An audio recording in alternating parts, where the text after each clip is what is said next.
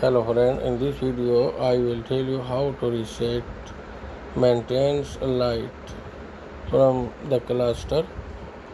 First you do set the button to the odometer to audio. When you set the audio, then off the switch. Then press and hold the button, then on the switch for 3-4 seconds. Press the switch and on the switch for a few seconds.